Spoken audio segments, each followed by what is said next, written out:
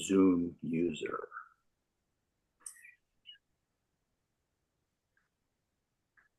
Zoom, ZOOM, Boston, Mass. 02134. Used to be a TV show on called Zoom. Zuma, Zuma, Zuma, Zoom. Oh, I remember that on Channel 12. Oh, PBS. I remember Zoom. Yeah. Zuma, Zuma, Zoom. That was a fun show. I don't remember what channel it was on. It was PBS in Philly. But Yeah, it was Channel 12 PBS for us, public. Yeah. Yeah. Good old electric company. Oh, yeah. The Gary right. Show. What was that one, Chris? The Gary Gnu Show. I don't know. I don't know, Gary. No GNUs or good GNUs. Right. It's the Gary Show. Wow. Hodgepodge Lodge. Yeah, I remember that one. There we go. Well, we're now live. Hey. Yeah, I'm here now with Chris, Brett, and Ray. Echolyn. Hey, hello, everybody. Hello, Thanks. happy Saturday. And these guys have not one, but two.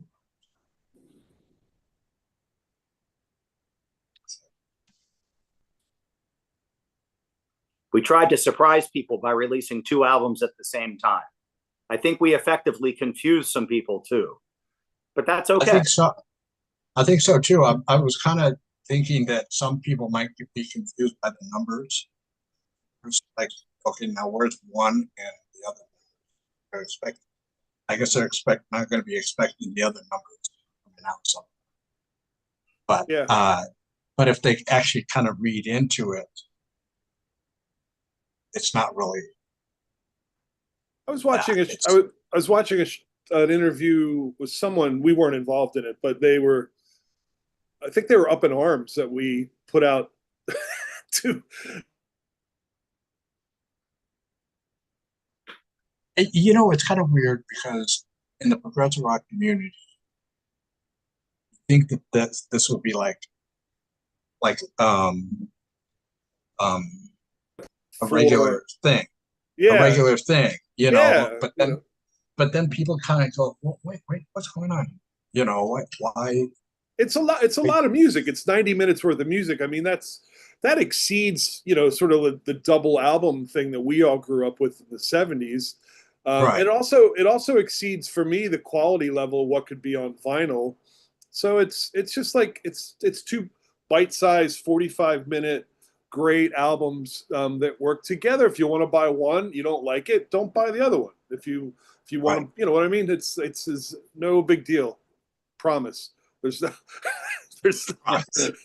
we're not trying to usurp the normalcy of how to release music. I think streaming's already done that enough. Well, and some people in the progressive world, you already mentioned this, Ron. Some people like shorter songs and some people like longer songs. So we kind of gave them the shorts on one with 7 songs, and then we gave them the longs on the other with 2 songs. And I think some people purposely started with the shorter songs to kind of get into it and then dove deep into the longer songs. And some people actually started with TSR2 and picked the longer songs right off the bat because that's just more their style, cup of tea. And then they kind of went to the shorts as almost like an appetizer afterwards, like, oh, this is cool. It's 7 shorter pieces that are still progressive and still Echolyn, but just packaged and put together in like a little volume that we just felt was easier to digest. 45 minutes is a decent size album. 90 despite the amount of songs, like Chris says, it's still 45 minutes worth of music on both albums. So I mean, the three of us don't really think in that way of like, hey, this is a long song or a short song when we're writing. It just sort of comes out that way. But to me, it's just 45 minutes of new music here, 45 minutes of new music here, and we grouped them accordingly to the way that we saw them as they should be grouped. I started off honestly with 2. Did you? Only because I looked at it that way. It's like, a lower number, then go to the higher number. Yeah. to hear. Yeah. And I had sent a message over to Chris, and I said, the 7 kind of reminds me of just like maybe it's a relation to Cowboy. It has, I don't know, for some reason it has a lot of, reminds me a lot of it. Like it's like this is like not necessarily a sequel, but more of in the same area of the way it sounds. And Well, Ron, you hit the nail on the head. There are some themes and concepts that tie those 7 songs together, which we carried to the 2. But the biggest is time. We're just all realizing, you know, we're getting older. It took us a long time to make these albums. We all had to slough through COVID, which was part of why we took so long putting out the music. But like you said, Cowboy Poems had an element of time to it as well, because it was us going back in time and retelling other people's stories. And this time it's us sort of telling our story, our modern day story of who we are, why we're still who we are, and how we're making our way in the world, given the time constraints. yeah, I mean, I always say this with your music. It's like each album you put out, it just seems to, you improve upon whatever you did on the previous album. It just kind of gets a little better. And the 7 is easy. 2 is easy to. I don't mean to interrupt, Ron. I apologize, but I don't know if you guys are experiencing this, but on my end, I can barely hear. Ron's audio is cutting in and cutting out. I really don't know what he's saying. Oh, okay. Got it. Your end as well. It's doing it occasionally for me, but not all the time. Yeah, he's getting like 1 or 2 words out, and then I'm missing the whole gist of the question. Oh, okay. I apologize. No, it's okay. It's a tech. That's Ron, from what I just heard, you were just sharing that for you as a listener, you're feeling like we're constantly growing and moving forward, progressive. But it also sounded like you just gave us, or at least I thought I heard, a pretty nice compliment that everything new we put out is always a next step forward in a maybe even a better new direction for you as a listener, which, I mean, that's all we can ask for. We always want to step forward as a band. Yeah. And we want our listeners to go on that ride with us, knowing that we don't really want to recreate the past. We've already done the past. So that's what makes us progressive. Exactly.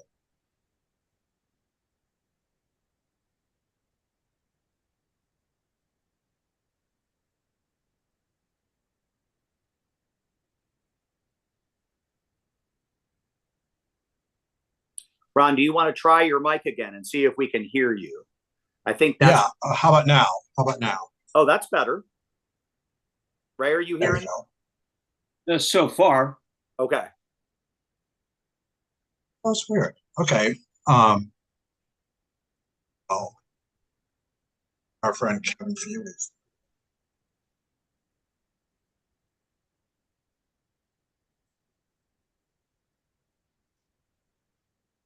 Yeah, Ray, it's breaking up on my side too. Okay. I didn't know if it was on, my connection or not. How about now? Yeah, you're good. It's just intermittent. Whenever it's clear, and then it'll change. That's okay. If Chris can hear what you're saying, he can type to us maybe in the chat or something like that. Or yeah, okay. I can always re-ask or rephrase the question just so we're all on the same page. Some of what I heard, Ron, is I was missing a few words, but I was trying to glean and put together where I thought your gist of your questioning was going. So forgive me if I misheard, but no. Yeah, it's the late. He said Kevin was saying latency. I wasn't having this problem last week.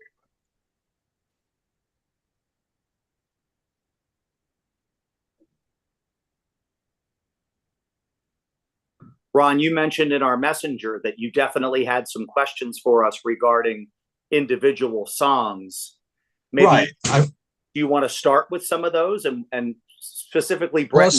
to talk more about lyrics, and all of us can talk about music and just kind of give people an overview how we got to what we ended up with TSR7 and TSR2. I wonder if it's my head.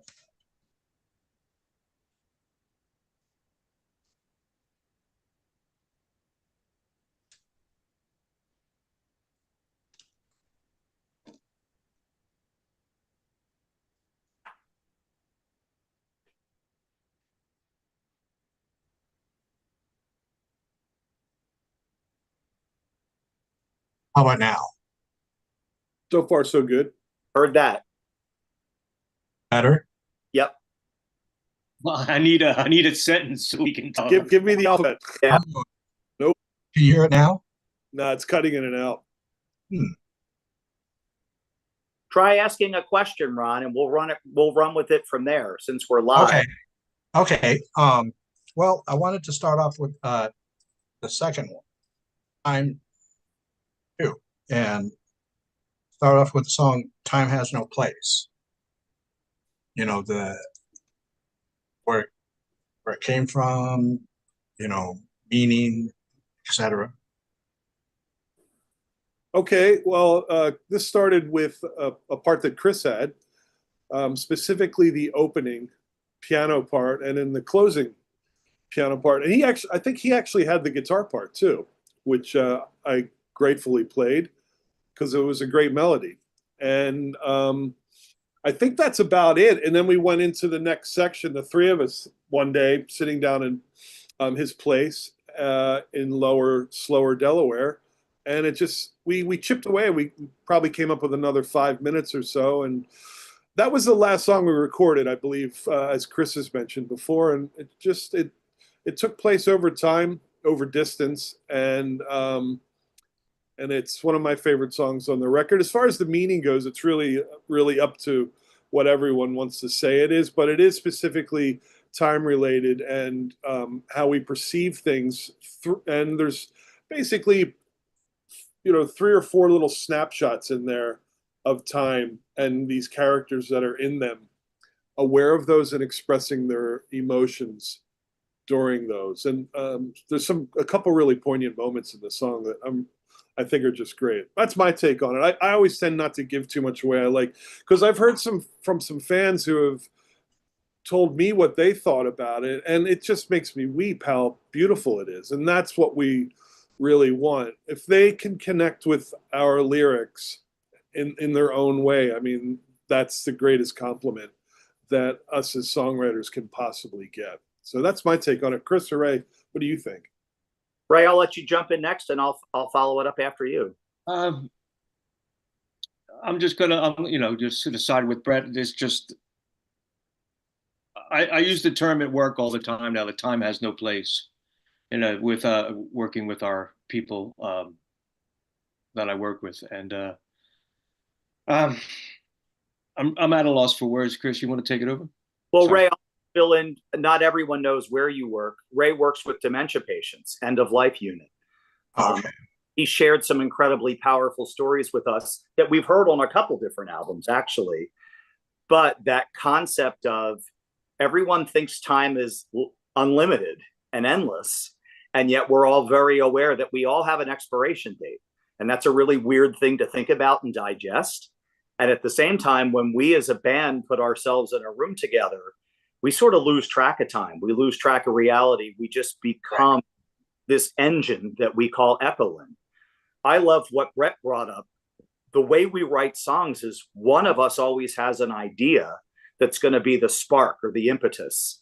And then when the band sort of wraps itself around the whole and says, oh, this is cool, we could do something with it. I remember playing Brett that chord progression and what became that guitar line, which was originally a keyboard piano line, seeing him light up and say, that's a great line. I love that. I'll play that. And I was like, oh, okay, great. Like, that's a compliment to me as a songwriter. But that was also a huge driving force to how did we then write the rest of the song, because we just kept hitching our wagons to each person's new ideas. So Brett would write the next part, and then Ray had a cool bass line, and then I had a cool chord progression.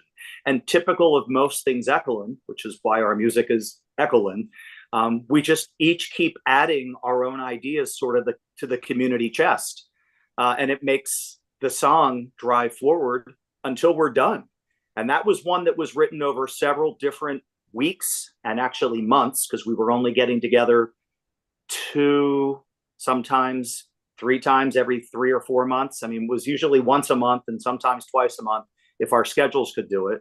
But like Brett said, those guys were traveling north from Philly down to southern Delaware, and we would just set up shop in my piano room. And we were posting things to Facebook. Anyone who's curious can dive back on our Facebook page and go, oh, yeah, that's that original idea that ended up becoming Time Has No Place. Right. That's just who we are and how we work. And it goes back to the song Island from our Windowpane album.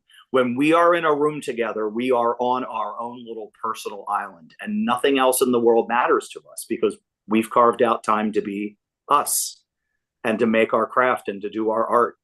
And so we're, back to what Brett and Ray shared. We're just thankful people love it and dig it and want to listen to it. That's the bonus round.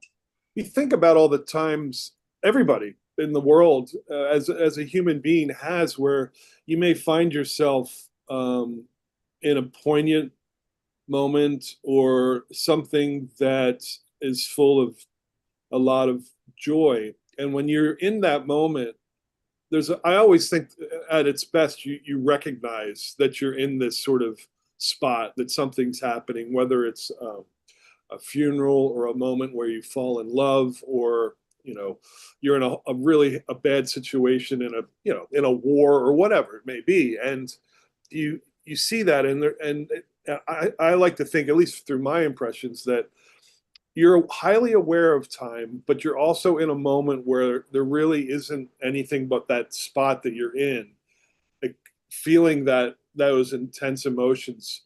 And I think for me, that's what the song is encapsulating, like those kind of ideas and those moments that they're so fleeting because they're present oriented. But yet we carry them with us as long as we're alive, and and they really do exist outside of whatever the definition of time is, because of that present nature of them. Yeah. That's the one thing, I notice as I'm getting older. Yeah. How things little more clarity on some things. Clarity and weight, probably, right, Ron? Yeah, and because 30, 40 years ago, it was like, oh, no biggie. Yep. No biggie, I got all, basically all the time that I need. And then now, 40 some odd years later, it's just a weird feeling. Yeah.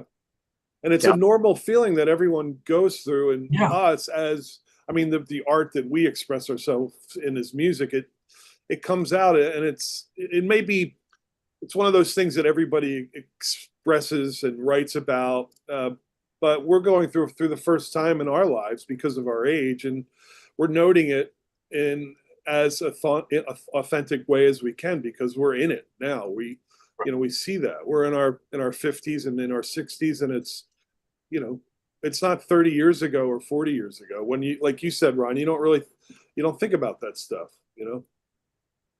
It's kind of neat and poignant, like I said, and beautiful. Right.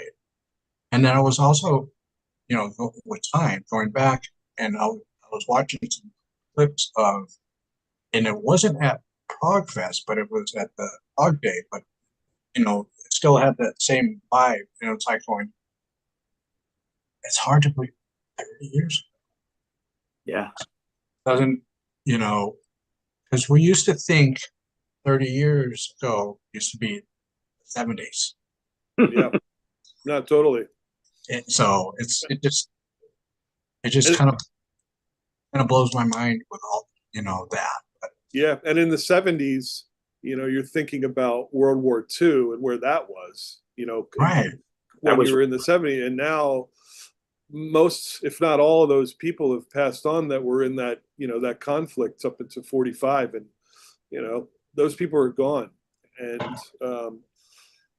we don't want to see people forgetting the magnitude of that conflict that happened, and because then you make the same mistakes and things like that. And it's really about being aware of things and all that kind of stuff. Yeah. Bigger than yourself. Yeah. Larger life. Yeah. I'll just say, as someone who doesn't write a lot of lyrics, because my biggest contribution is melodies, chord progressions.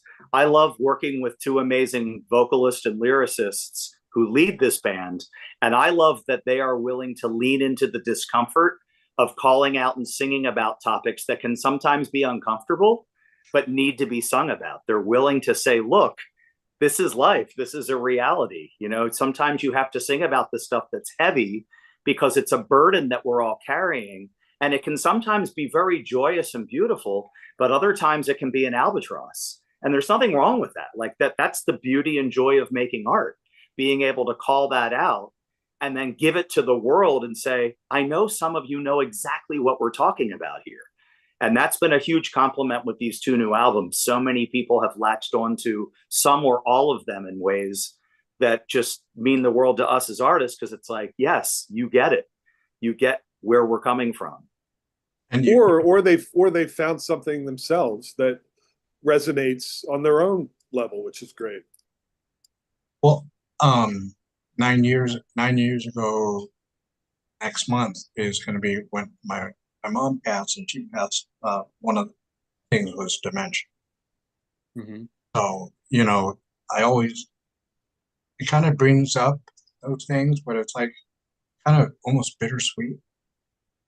Yeah, that's a great. Where I have great the phrase memories of her, but she's not here. Yep. And I think that's the beauty of music, is that you can bring up those kind of memories in that bittersweet way. Yeah. Yeah, agreed. We're all carrying a lot in life, but Ron, one of the things is memories. Yeah. That's just one of the beautiful things about life. Some memories aren't great, but some memories are beautiful. And it's amazing that our minds allow us to do that. And art and music can, like you said, take us back to those times and places so we can relive them. Now, the next song, Water in Our Hand. Mm-hmm. Yeah, that's much the same as Time as a Place and the other ones. But again, this is one of those ones that I've gotten different. I'm sure the three of us have gotten different opinions and outlooks and insights into the lyrics and things like that. And from a songwriting point of view, it's a great example of our writing and how we can take that amount of music, or actually demonstrate that amount of music, but yet it's very simple. The transitions work. It's a beautifully transparent song. It's like the best of like what good sound design does for a movie. It's just transparent. You can listen to it and you don't hear the inner mechanisms of it. It's not like a cut and paste thing, like, here, we're going to go to this section now. And now it's not like everything flows together. And that's a song, it's my favorite of all of them because of the content and just the writing of it. But it's just a well-written, beautiful song from people that have to be our age and experience what we have and to share it with other people. And it's not a whining song, but it's a reflection of our times expressed through, our own point of view that hopefully is universal. It reminds me of May, as far to go with what Brett said about how seamless it is. It felt natural as we were writing it to go to the next part. It was never really, we never really set out to do, 28 minutes or so. It just kept writing itself. And then we knew at the end, it's like, okay, this is it. This will be the end. And then Brett had the last 6 minutes written, and it's just a beautiful way to end the song. And the album. Yes, yeah. You're right. We end up, I think it ends in, is it B flat, I think? And it starts that way too. So through this whole process, it goes out the same way it comes in. But if we had some kind of a system where we could just take that song and then just have it start over again, which we do, we could do a looping with it, and it would be seamless. It would just keep going, come back around again. You wouldn't even notice that it's restarting again. It's kind of cool. Yeah, I was just gonna say that, May, it just had that was that one thing that kind of, whereas the 7 reminds me of Cowboys, this uh water kind of reminds me of May in a little bit. Yeah, you're right. It is a mini May. Yeah, Right. maybe. I'll share a funny story. My students, we were talking a couple of weeks ago, and I was explaining to them that, like Beethoven and Mozart wrote symphonies, and they were long. You had to, set aside 45 to 60 minutes of your life to listen to an entire symphony. And I said, but some people still do that. Like my band Echolyn just put out a song that's 29 minutes long, and they're middle schoolers. So they kind of go, why would you do that?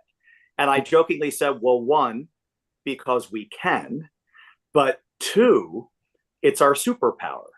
And they kind of looked at me and laughed, and they're like, what do you mean superpower? And I said, because when you're with people who like writing music, you're not looking at a stopwatch. You're not worried about the 3.5 minutes that are going to get played on the radio. Like Ray said, we were just following the muse. It's an incredibly cinematic, poignant, modern day piece of art. And it's just awesome to be able to do that. And to not once in our minds, we never once started talking about, well, how long do you think this will be when we finally finish it? It didn't matter. We didn't do that with the Suite for the Everyman. We didn't do that with the Letters Suite. We didn't do that for Island. Like, that's just not how we write. We just write till the song takes us to the end. And then we all kind of look at each other and go, yeah, that's the end. Which is interesting because it's what Chris brings up. That's a luxury that we have in our digital era these days, because we don't have formats that require, borders of temporal amount of music. Now we don't have to think about that. And our first record came out on CD, and it's, I don't know how long it is, maybe 60, 70 minutes or something like that. But, that wouldn't work on a record. I mean? You'd have to figure out ways to do it. And Chris is also right. We don't think about the time. The only time that we did was when we were trying to put together the 2012 album, the Untitled one, because we wanted to do vinyl. We had the opportunity to do it. And as we were in the process of creating those songs, we were thinking about that, about the finite nature of how much time you can put on each side. And that affected what songs were where and how it worked out. And that was the only time we ever really thought about it. So with this one, we have like Chris, we have a 29-minute song. That's not going to fit on a side of vinyl. Wouldn't fit on anything. But in the digital world, it works fine. It's totally fine. Oh, before I go on, Kevin Feely says hi. Hey, Kevin. Oh, cool. Hey, Kev. Now let's go to the next one. Radio waves. I'm Silent Radio 7. I love how Brett came up with the whole opening sort of musical pastiche of like tuning in and dialing in your radio. It takes back to when I was a kid in the 70s, trying to find your favorite song or your favorite station, but being a little out of range. So you had to move the antenna and you had to kind of keep turning and dialing it in. I just love how that starts that set of 7 songs. And that's Brett's superpower. He's like a sound design guy. Like, he has such a great ear.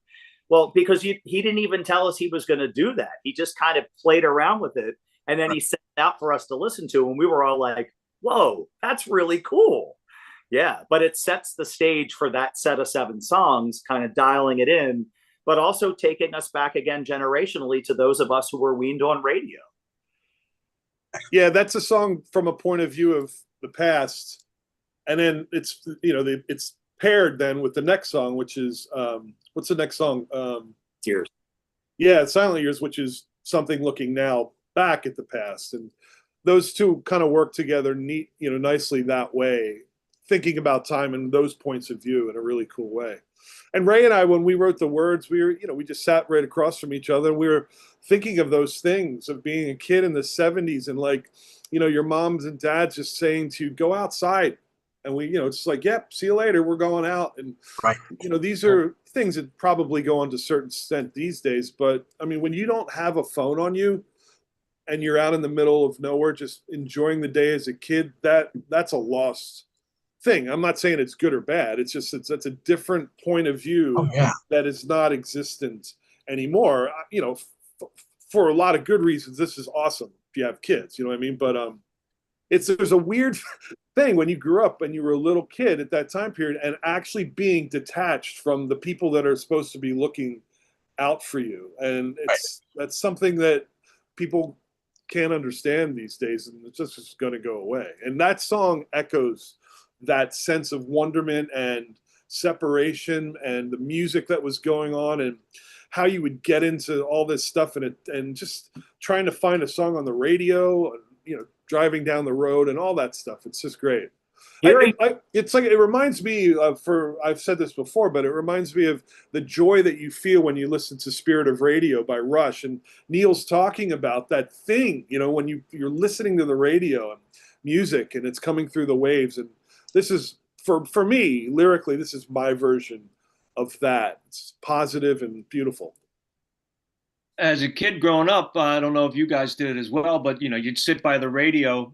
My parents used to listen to WPEN, Philly station, and I would sit next to the radio with a little cassette deck and waiting for that that one favorite song to come on, and then it would come and you hit record. You have that little, exactly, and you have, you know, that cassette for a while. Or my father used to love Volkswagen Bugs. And I had two sisters, so mom and dad in the front, the sisters in the back seat. My seat was in the well, you know, sitting over top of the engine. And on long trips, I always wondered why I was getting car sick. Sitting over top of the engine. And sweating. Yeah. Nobody, you know, we didn't think anything of it at the time. No. But, you know, looking back at it, like, holy shite. What were they thinking? I know. The other thing is, my girlfriend was saying where she grew up in northern Maine. They basically, mother says, go out and you come back when the street lights going off. Yeah. Be home by Sunday. Go home. Yeah. Yep. There's a line in the song that, you know, Ray and I are talking, and this feels wrong, all of us talking, not really saying much. You know, where does this go? All this communication we have, we're able to do it so much, but so little is said on these devices that is original and creative, or a lot of it is just it's just a lot of talking without actually saying a lot. Now, there's a lot of beautiful things too. I'm not a Luddite by any means, but it's, you know, it's just an observation of that kind of thing. It's just because we can have this technology do all this doesn't mean that we should be just, you know, filling the void with nonsense and, you know, blasé. There's a little bit of a comment on that in there in the song too, but overall it's a positive kind of a song, you know, thinking about, you know, all those things that we went through and experienced and trying to bring it to life now. You know, and the music that we listened to back then still echoes on with us now. It's like a strong sensory experience. It's one of the things about progressive music or any kind of genre, because whatever you listen to as a child really sticks with you. And a lot of progressive fans, or any fans of any music, those are the realms that you are always involved with. And it's interesting with the three of us, and Jordan too, I'll say, we are actually really progressive in a sense. We're constantly listening to new music, but it's not progressive. It's not prog rock. We listen to tons of different things just because we're all looking for that thing to be like, wow, that's amazing, new, I've never heard it. Ray and I sat down last night, and he and my wife Katie were just playing new songs, and I was like, I've never heard, this is great, I love this. And it's just beautiful stuff, and we just get a lot of the times in certain genres you get tied into that, and it's not like I said, it doesn't make it worse or less. It's just like there's so much wonderment out there. It's like, get out and check out music. Stop living in the past when you were like, you know, 15 to 20 years old listening to, you know, a Genesis song over and over again. Hey, Supper's Ready is a great freaking song, but there's a lot of stuff out there that's amazing to listen to that you need to look for. Get outside, go outside and just run away and find like new music. And that metaphor is in radio waves too.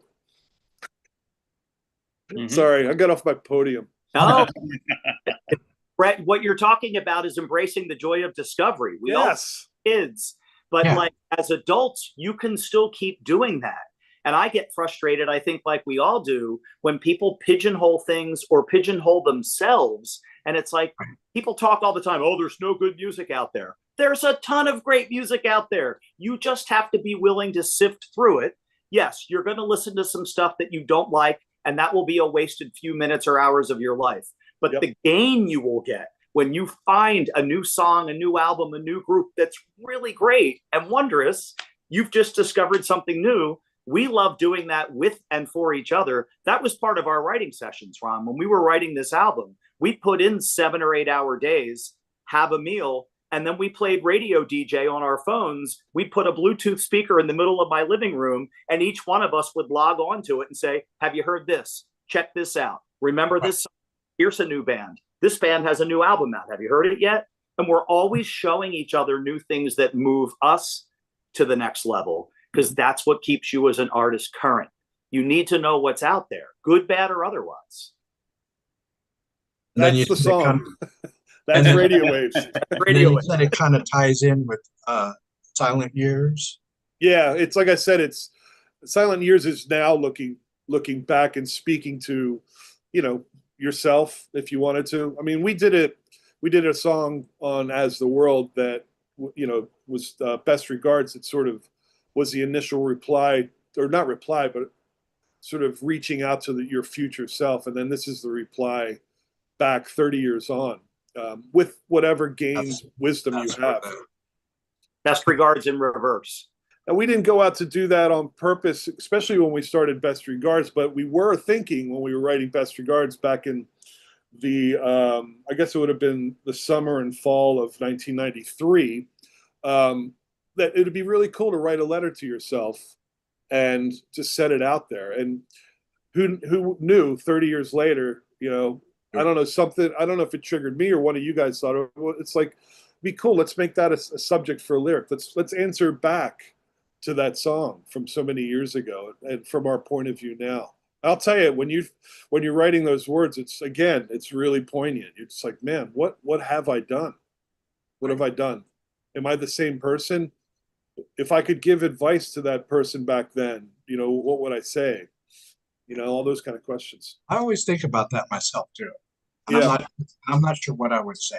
It's almost like, I mean, for anybody, I mean, I don't have any kids or anything like that, but anybody that, you know, has a decision to have a child, you can impart that. It's almost like you are talking to yourself. You can share that wisdom with somebody that's new, that's coming into the world. But it's obviously a little bit different too, but, you know, it's kind of cool when you think about it. Silent Years is also my favorite power punch of a song. I feel like it's where we as Echolyn can shine. We can write the long pieces really well, and they're very cinematic and they tell a great story. But if you break down just the music of Silent Years, we have so seamlessly put all these different parts that cascade. There's contrary motion, there's theme and variation, and it's still coming in at under 4 minutes, I think, something like that. I think there's a lot of bands that I think struggle with that because they just, like Brett said earlier, they make it feel kind of chopped up and hodgepodge. We work really hard, like we want our songs to be seamless, but we want to take the listener on different journeys. So we're not just using ABA form.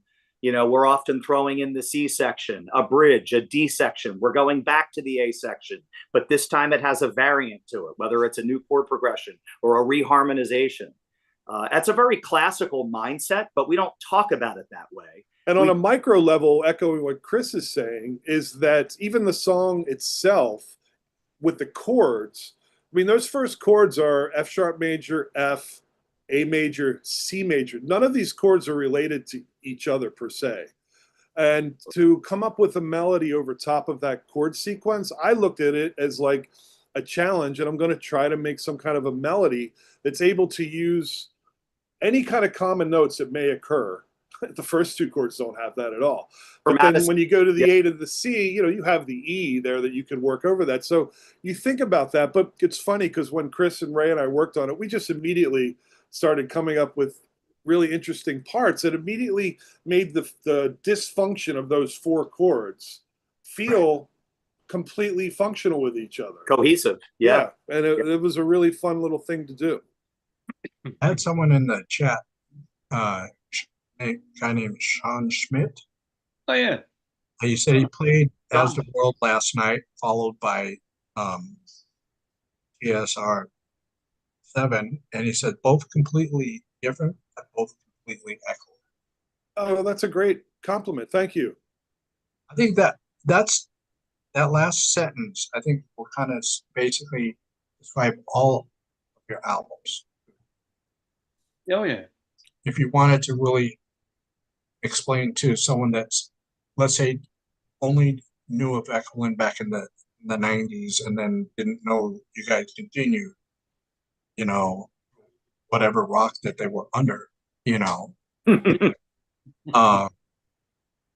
there are some people that do that. They get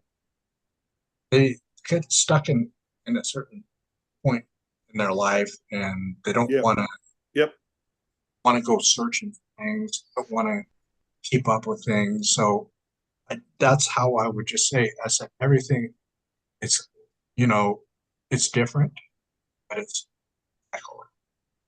Well, thank you. We pride ourselves in that. Ron, I've said this in interviews before. We're not dissing prog when we don't use the word prog.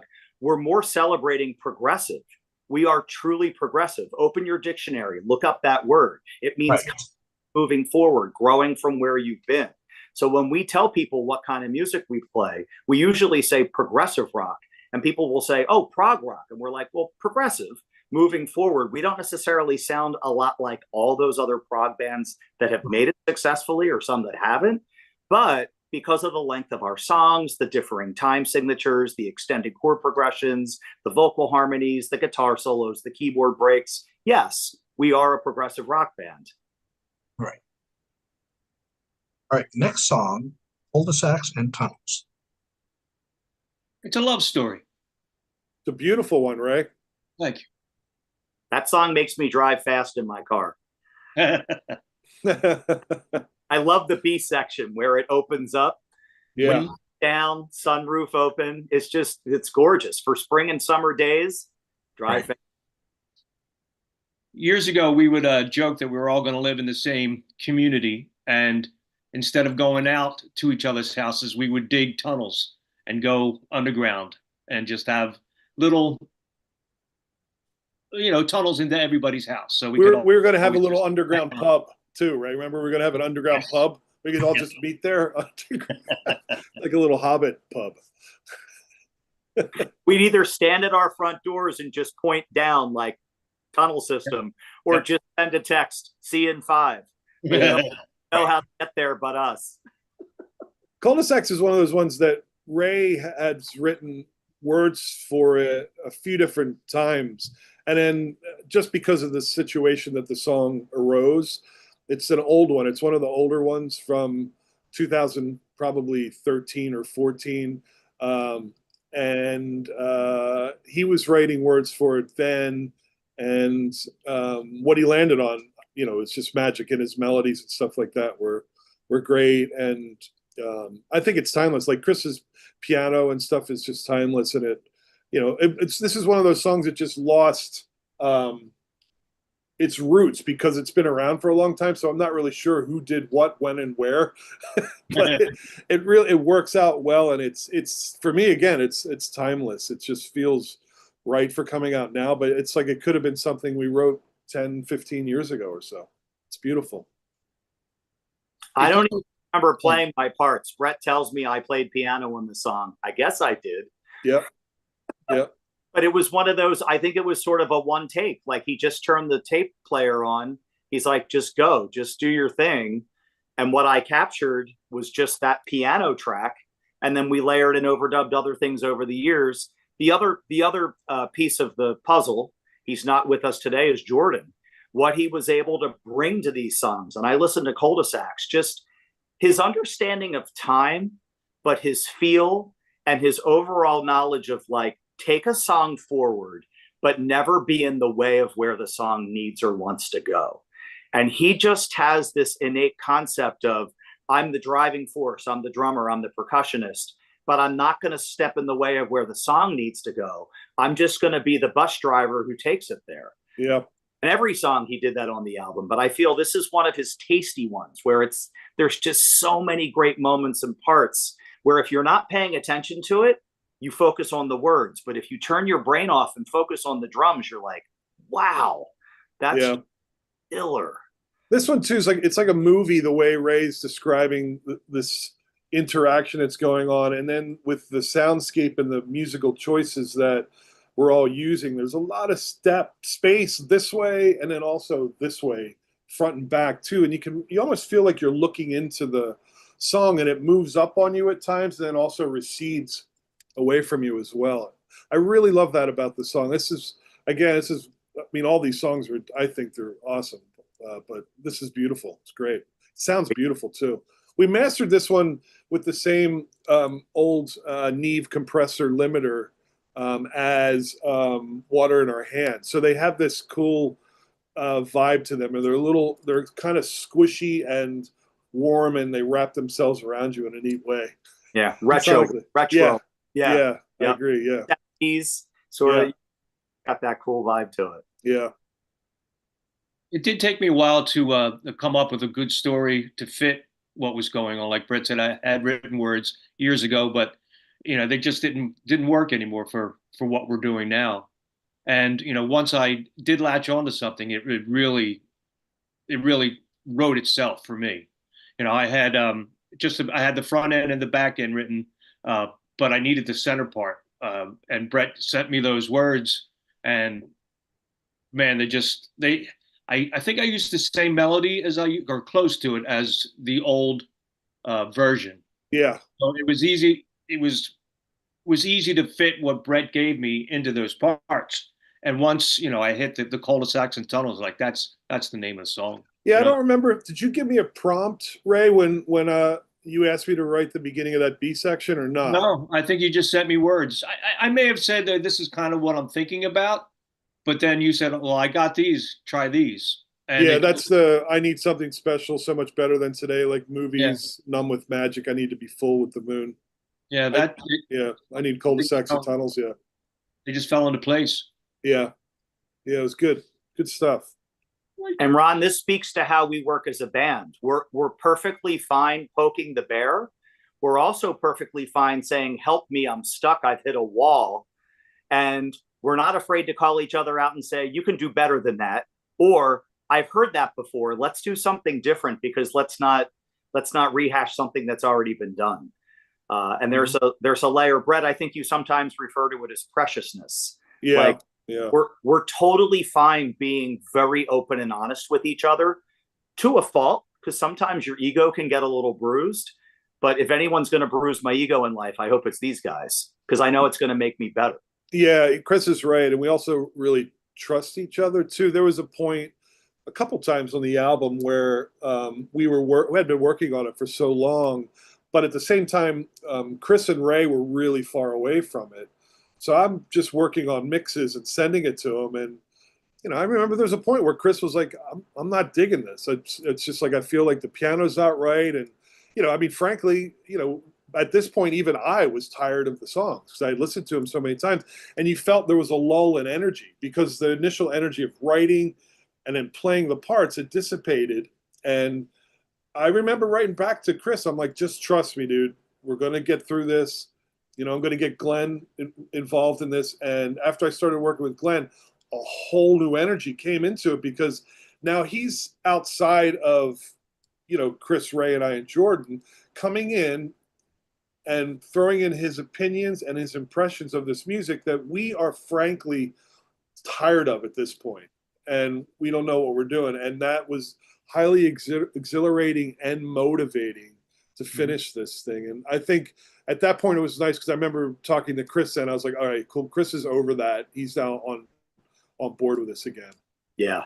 Yeah. We all lost our perspective at different times. Yeah. where Glenn came in as sort of the fifth member. He was able to validate parts like, guys, this is brilliant. This is beautiful. I wouldn't touch it. And we're like, oh, okay. And then other times he's like, no, I'm with you. This is out of sorts here. This isn't right. The guitar needs to come up a little bit, or the piano needs to be a little brighter. We should tuck the vocals in, or we should actually make the vocals pop out. And that's just perspective we all needed, just to sort of make the songs pop again and come to life the way they always should have. But like, again, back to our theme time, when you spend a lot of time in the chemistry lab with your headphones and earphones and speakers, you sometimes just need to walk away and get that perspective.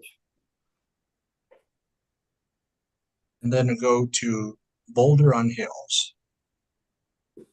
That one, Glenn, when I played it for me, he was like, this sounds like something off a Minstrel in the Gallery, which is a Jethro Tull album. And I was like, God, it definitely does. And we put a little verb in the beginning to give that sort of room sound for the guitar intro and coming in. And that's another great example where, you know, in the first verse, it comes in, he just muted my guitar. And it was like, oh, that's cool. All of a sudden there's space and I can hear the piano and the vocals clear and all that kind of stuff. And at that point, none of us were precious, at least of all me. So, you know, you're bringing the song to somebody to filter through their experiences and expertise. And, you know, Glenn was like, you mind if I just mute the guitar here? And I'm like, I don't care. It sounds, what you just did made the song sound better. Make it better. Don't hit the stop button. Hit the better. Boulders it's one of those songs I wrote a lot of the lyrics, you know, in a sense, you know, at the end of a month, having to face the deluge of bills again. And Ray immediately was like on it. And he and I just sort of put that together that way. And that's that, again, that sense of like, you know, we got this thing again. And I'm sure everybody goes through that kind of a thing of all that stuff. And, you know, it's a deeper song than that even. It has a positive ending, but it was a fun, playful song that got dark. And, you know, it's a really cool, tight song. And then it ends with light. Yeah, it ends with light. Yep. Yeah. It's like very most of our journeys. Say that again, Ray. Like most of our journeys. Most of our journeys. Yeah. Sometimes they start in the light and end in the dark. Sometimes they start in the dark, stay in the dark. Sometimes start in the dark, end in the light. Yeah. I always start out, you know, thinking positive. You know, I'm going to make this a happy song. And then, you know, something always comes around to screw that up, and that sends me down that hole. And then I come back up again. Yep. Yeah. Now we come to the next song, Our Brilliant Ends. That's an apology from me to my family. You know, missing a lot of missing days, and just maybe being a dick sometimes when I shouldn't be a dick, and inspired by the Amityville Horror, if you will. Okay. Not that I would ever. I think Ray had a line in there about look to the skies with the red piggy eyes. And I don't. Were you talking about Amityville? Because I remember it said like, oh, that's the Amityville Horror. Yeah, I was. That's great. Yeah. That's the first line I came up with, and then this one took me a while to get a good story as well.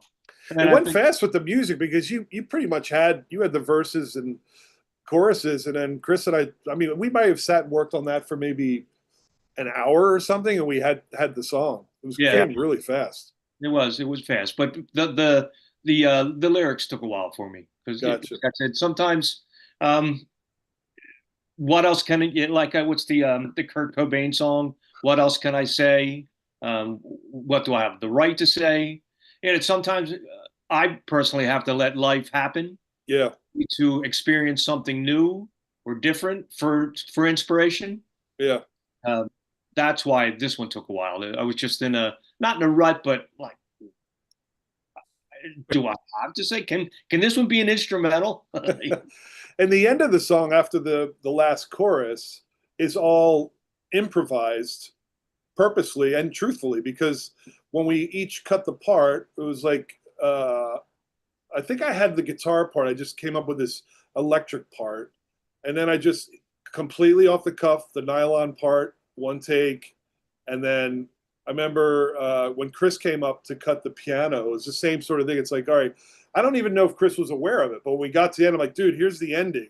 And then Chris just listened to it 1 or 2 times and then played the thing on there. It was great. It's all like reaction. And then Ray, same thing with the vocal. He had a whole bunch of different ideas he was putting out there. We only kept one little line on there, but you know, the bass and his vocal line are just, it's cool. I like listening to it because it was like surely in the moment one time, and it's really neat like that.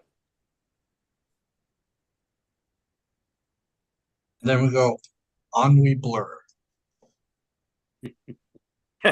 I've shared this story online, but I was vacuuming one day and just all of a sudden I looked across the room and saw my piano. And I just turned the vacuum off and just literally planted myself and started playing that opening chord progression. And I'm like, where the heck is this coming from? And so I have a piece of manuscript paper that always sits out with a pencil. I quick jotted down that opening chord progression. And then I instantly went into that little herky jerky, I think someone called it like a Joe Jackson kind of thing. I don't know Joe Jackson's music that well, but that's what someone labeled it as. And so when these guys came down and we had song ideas to share, so I just said, well, here's something that just kind of fell out of my head one day in sort of a 10-minute stretch of time. And then I just put the pencil down and went back and finished vacuuming the house because I promised my wife the house would be vacuumed by the time she got home. But in between, I wrote this cool little opening idea for a song. And then typical of Echolyn, like we all sat around it together and said, okay, well, what can be what? Like this feels like a verse, this feels like a bridge. And then together sort of through composed and allowed that song to become what it ended up becoming. I think that's the first song.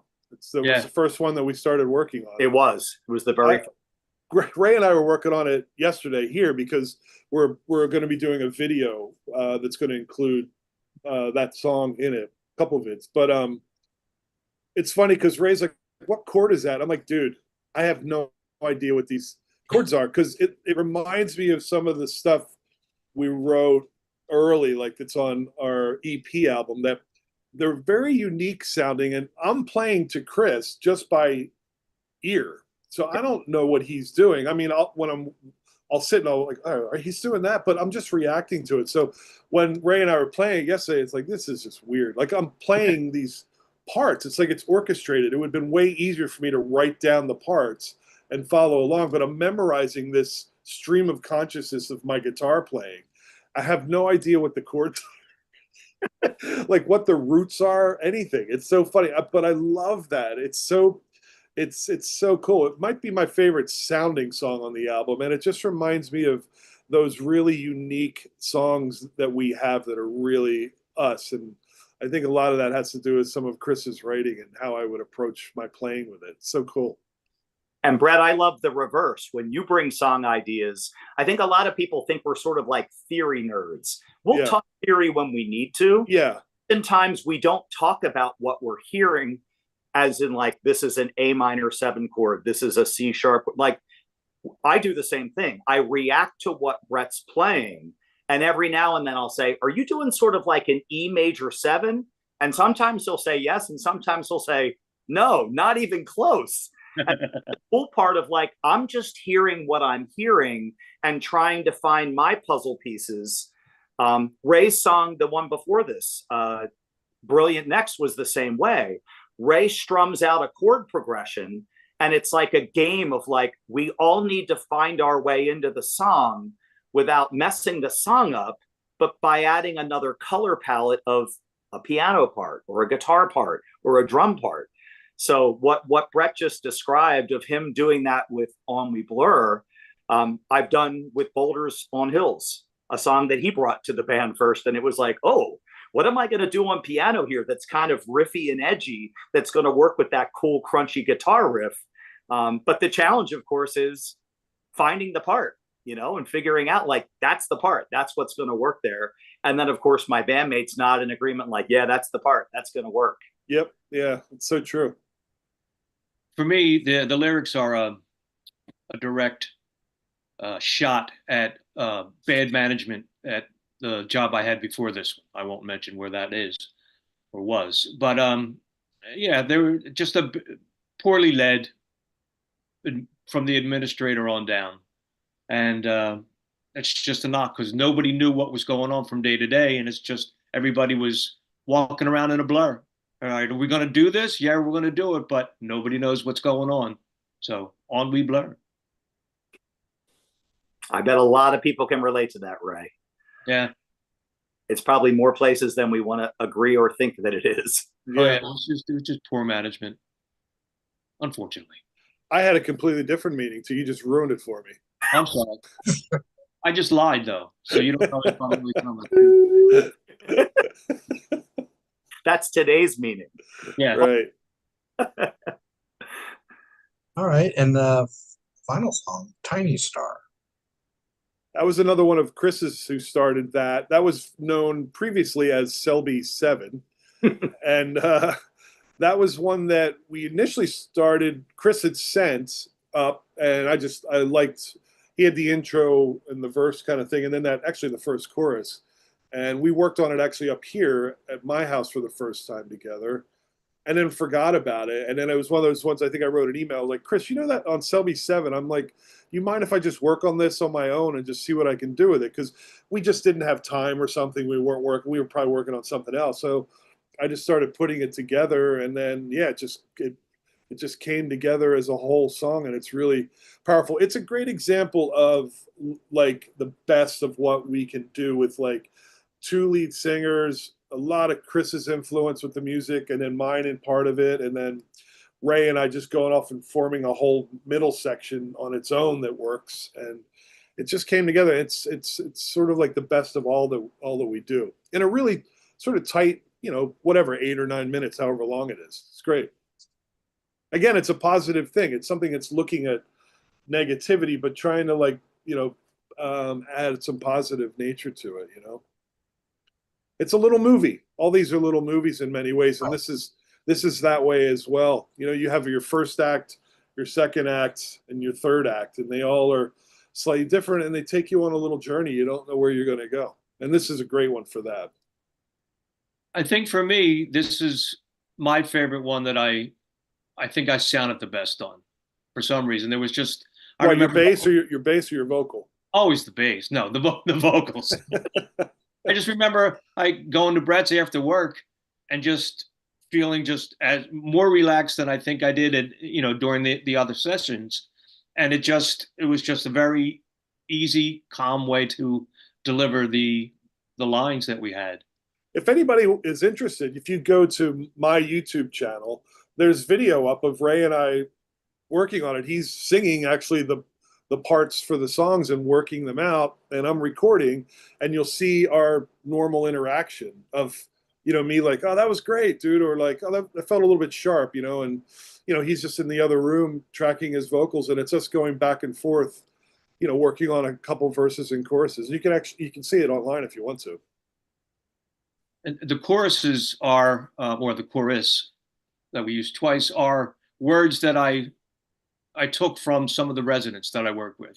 Some of the lines as they're mumbling and yelling at somebody else. Is like, oh God, it's great. I'm gonna write that one down, and I'm gonna write that one down, and it just seemed to work well for that part.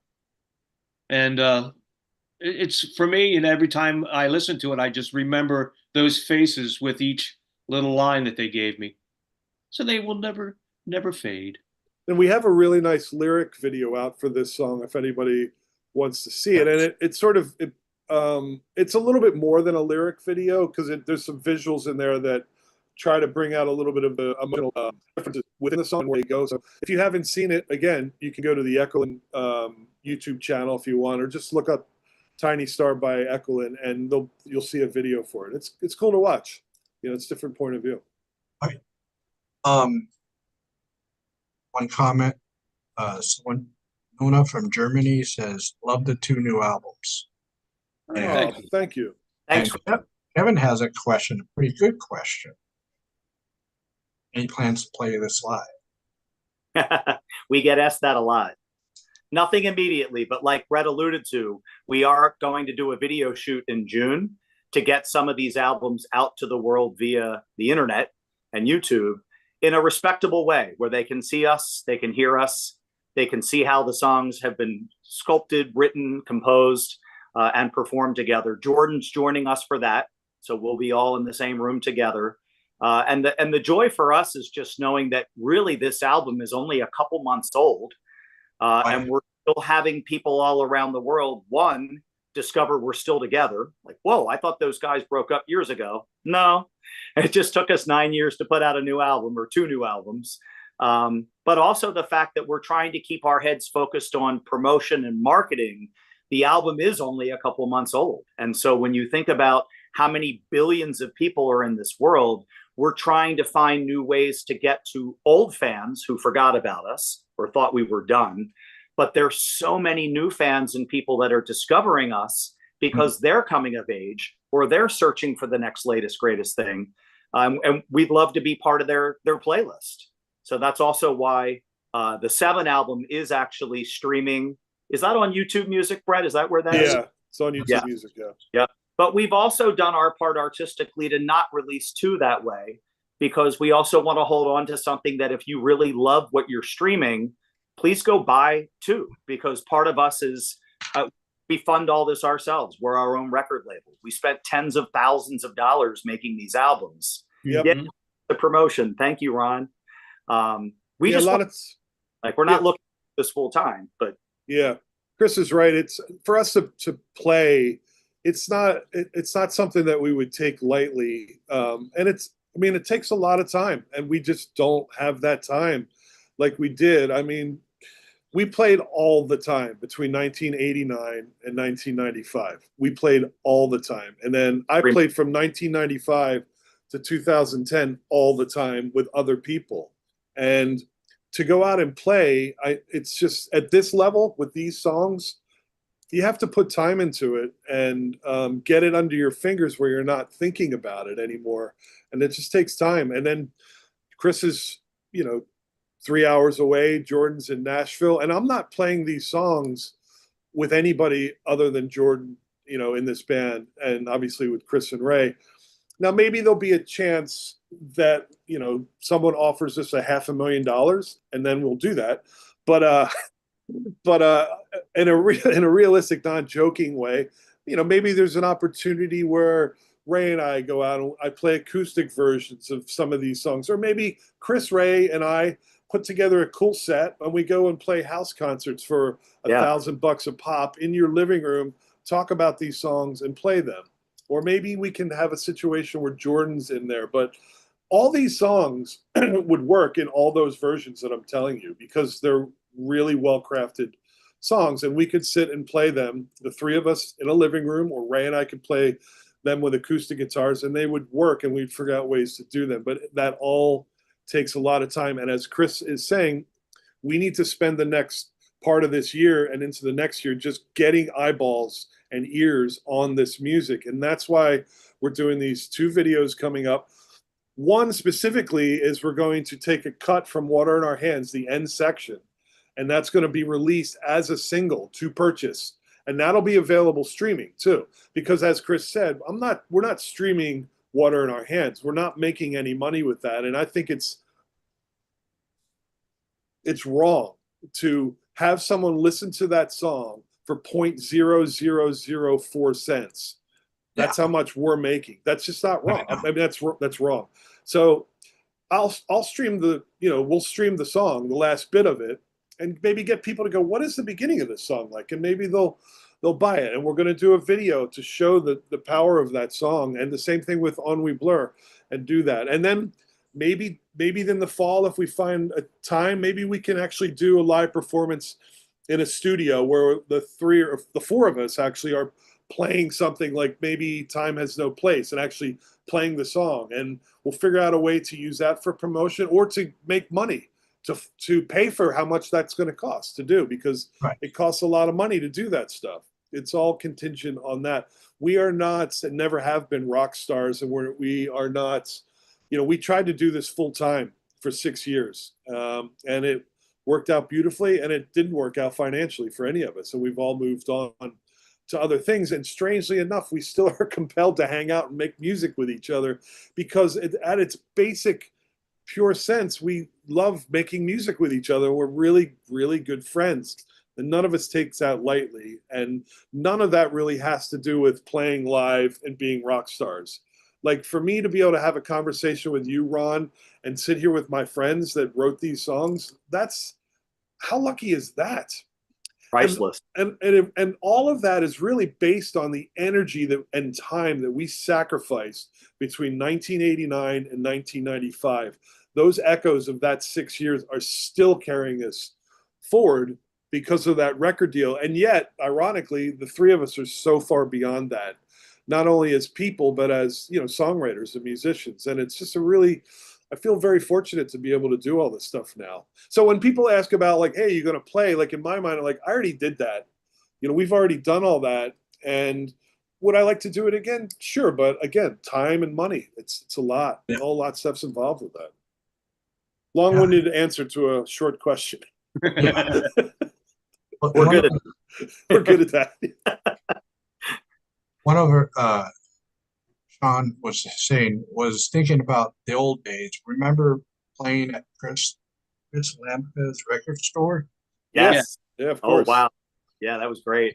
Chris was one of the first people that really took a chance with us to sell the album. It was Of Sound Music. Hopefully, I don't know if he's still doing it.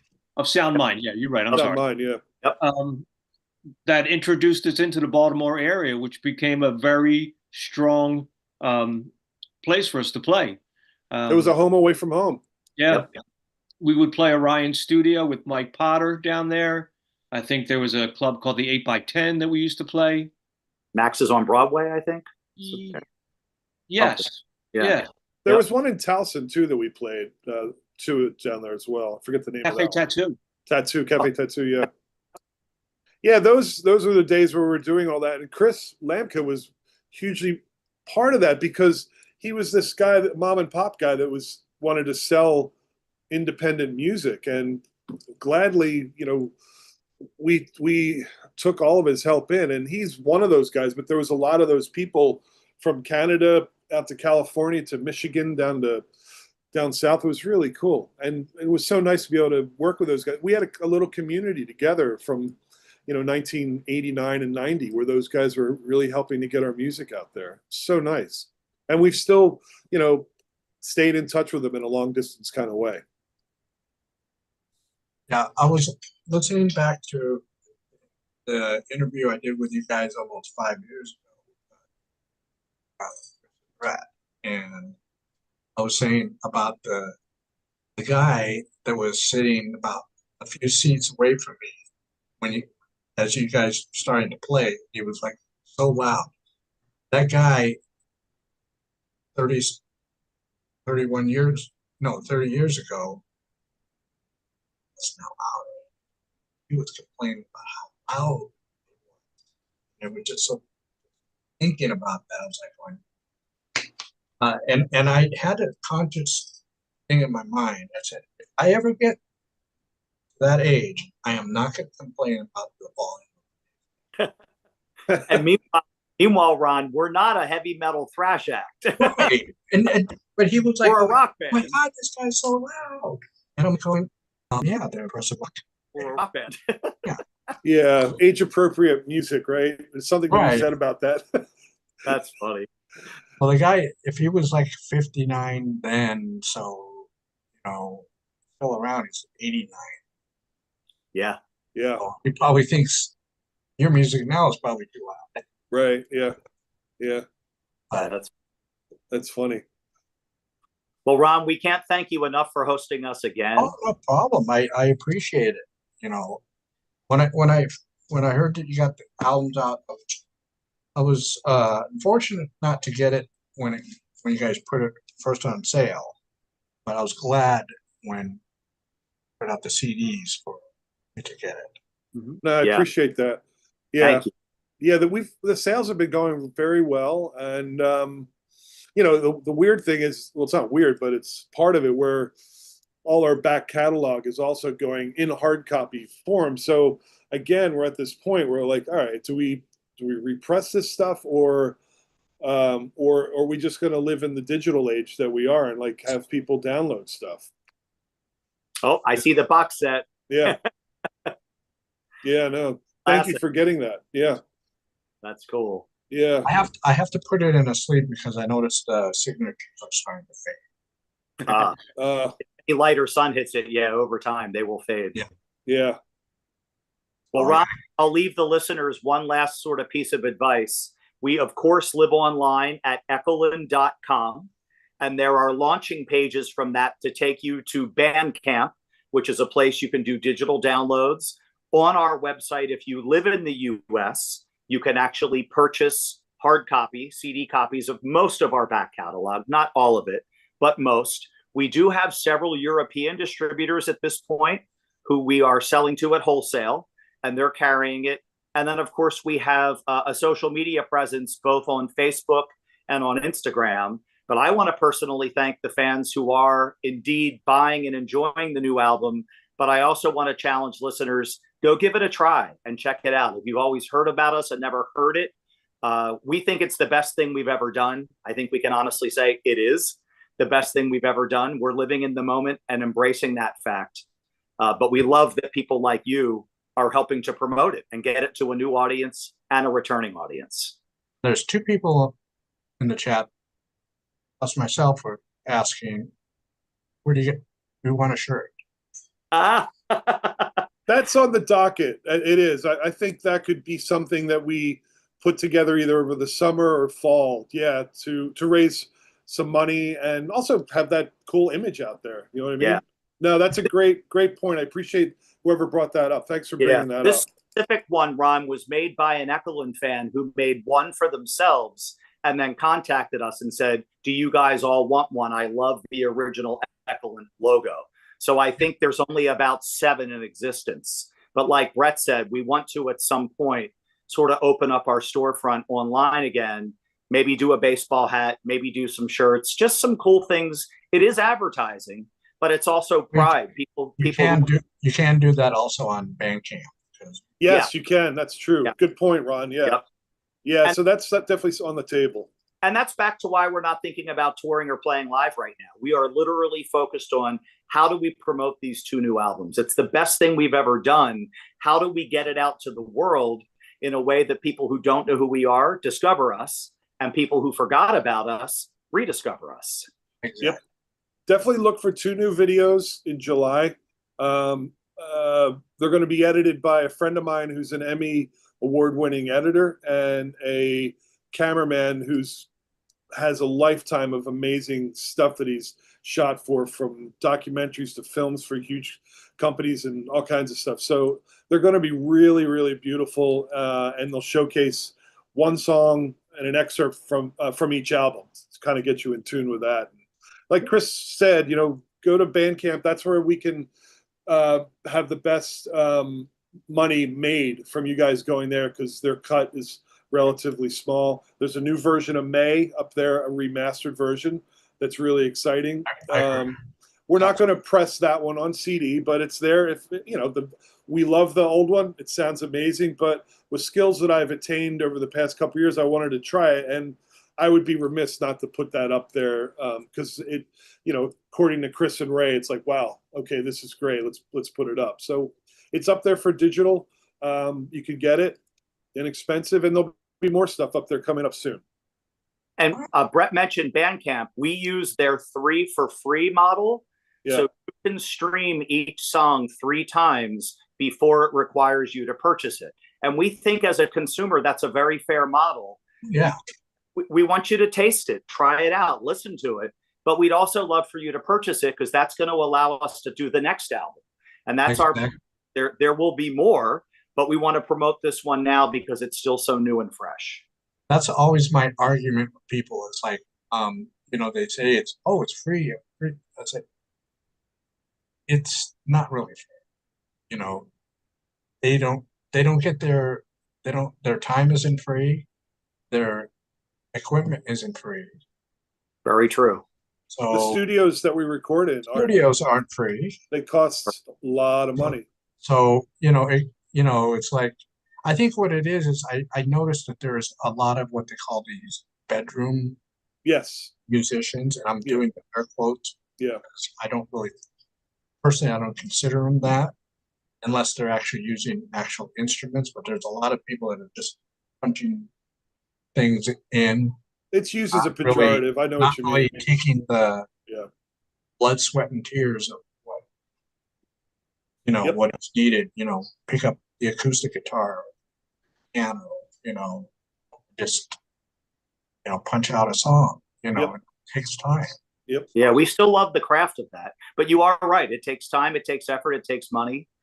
And yeah, we're, again, not trying to make a full-time living, just trying to make sure that Echolyn stays afloat so we have the money to do the next album. We always had that money until streaming started 10 years ago. Yep. And when streaming started, this was the very first time we had to do a crowdfund because we didn't have the income from I Heard You Listening because Right. most people were streaming it and we weren't making any income. And that's a sad truth. It just is what it is. Yep. All right, guys. Well, thanks for taking the time out of Thank you, Ron. Yes, Yeah. it's been a wonderful Saturday. It's so great to talk to you, and yeah. I appreciate you having the this portal to allow us to talk to a lot of people that come to your channel. So thank you. Oh yeah, and of course this is while it is live now, it'll be available to rewatch. Great. Share the link when it's ready. Yeah. Yeah. If anyone missed it or came in a couple of minutes in, you know.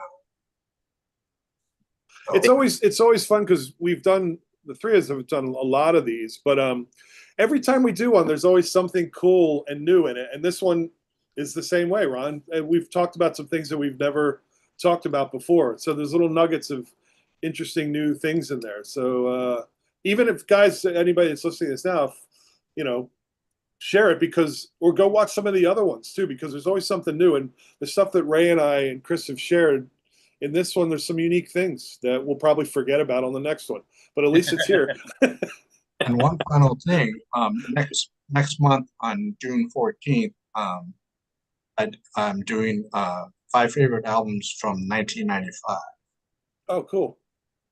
here on it. Nice. Thank you. Thanks for including us.